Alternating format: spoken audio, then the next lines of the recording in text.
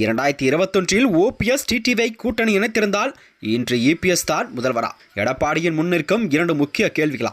வாங்க வீடியோவை முன்மாக்கலாம். அதாவது தமிழகத்தில் வரக்கூடிய 2026ஆம் ஆண்டு நடைபெறவுள்ள தமிழக சட்டமன்ற தேர்தலால் நெருங்கவே அதிமுகவின் பொதுச்செயலாளர் எடப்பாடி பழனிசாமியின் முன் ஒரு முக்கியமான மற்றும் சிக்கலான கேள்விகள் எல்லாம் எழுந்திருக்கிறதா? அதாவது அரசியல் களமானது இப்பொழுதே சூடுபிடிக்க தொடங்கிவிட்டதாம். அனைத்து கட்சிகளுமே தங்கள் கட்சி பணிகள் எல்லாம் தீவிரமாக மேற்கொண்டு வருகிறதா? அது மட்டுமின்றி அதாவது அதிமுகவின் எதிர்காலத்தை தமிழகத்தில் ஆட்சி அதிகாரத்தையும் தீர்மானிக்கும் சக்தியாக இருக்கும் என்று மக்கள் நம்புகிறார்கள். அரசியல் வல்லுநர்களும் மத்தியிலும் நிலவும் இந்த ஒரு வலுவான கருத்து என்னவென்றால் 2021ஆம் ஆண்டே சட்டமன்ற தேர்தலில் அதிமுக கூட்டணி தோல்வியடைந்ததற்காக முக்கிய காரணம் பன்னீர்செல்வம் மற்றும் டிடிவி தினகரன் தலைமையிலான அமமுகவை அக்காலகட்டத்திலே இபிஎஸ் அவர்கள் தங்களுடைய கூட்டணியில் சேர்த்திருந்தால் 2021 இபிஎஸ் தான் முதல்வர் என்று மக்கள் மத்தியில் பேசப்படுகிறதா? தென் மாவட்டங்கள் மற்றும் தேவர் சமூக வாக்குகளை ஓபிஎஸ் மற்றும் டிடிவி தினகரன் அவர்கள் பிரித்து சென்றுள்ளார்களாம். இந்த குழுக்களின் வாக்குகளை கண்டிப்பாக ஒருங்கிணைத்திருந்தால் பல தொகுதியில் கண்டிப்பாக அதிமுக வெற்றி பெற்றிருக்கும். தோல்விக்கும் இடையான விளிம்பில்தான் இருந்த திமுக வேட்பாளரை அதிமுக கூட்டணி கண்டிப்பாக வீழ்த்தியிருக்க முடியும் என்று அரசியல் வல்லுநர்களாம் வியூகங்கள்லாம் வகுத்திருக்கிறதா?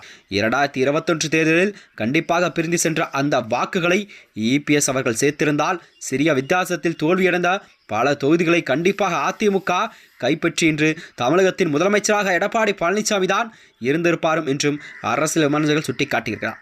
அதாவது வரலாற்று ரீதியாகவே இந்த தவறை உணர்ந்த பின்பும் கூட இபிஎஸ் மீண்டும் அதே பிடிவாதத்துடன் 2026ஐயும் எதிர்கொள்ளப் போகிறார் என்பதே இப்போதுதான் ஒரு முக்கிய கேள்வியாக பார்க்கப்படுகிறதா?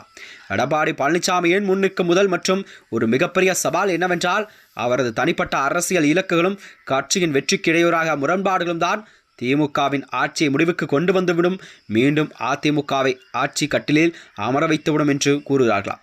அதாவது மாறாக கட்சியின் தலைமை முழுமையாகவே எனது கட்டுப்பாட்டில் மட்டுமே இருக்க வேண்டும் என்று ஓபிஎஸ் மற்றும் டிடிவி ஆகியோரெல்லாம் கட்சியில் சேர்க்கக்கூடாது என்ற நிலைப்பாட்டில் இபிஎஸ் அவர்கள் இருந்து கொண்டிருக்கிறார். உறுதியாக அவர் மீண்டும் இந்த இரு சக்திகளின் வாக்கு பிரிப்பை எதிர்கொள்ள வேண்டியிருக்கு. இதன் விளைவாகத்தான் அதிமுக தேர்தல் தோல்வியை மட்டுமே தழுவிய நேரிட அதிக வாய்ப்பு இருப்பதாம் அரசியல் வட்டாரத்தில் பேசப்படுகிறதா? அது மட்டுமின்றி இரட்டை இலை சின்னம் கூட அதாவது வரலாற்று ரீதியாகவே அதிமுகவின் அடையாளம் என்பது. ஆனால் அந்த சின்னத்தின் கீழ் ஜெயலலிதாவின் விசுவாசிகள் அனைவருமே இபிஎஸ் அணி திரட்ட வேண்டும். ஓபிஎஸ் மற்றும் டிடிவி தினகரனின் பின்னால் உள்ள கணிசமான விசுவாசிகள் மற்றும் சமூக வாக்குப்பிரிவு என்பது இரட்டை இலை சின்னத்தின் ஒரு வீரியத்தையே கண்டிப்பாக குறைக்கும் நிலையில்தான் அரசியல் நகர்ந்து கொண்டிருக்கிறதா?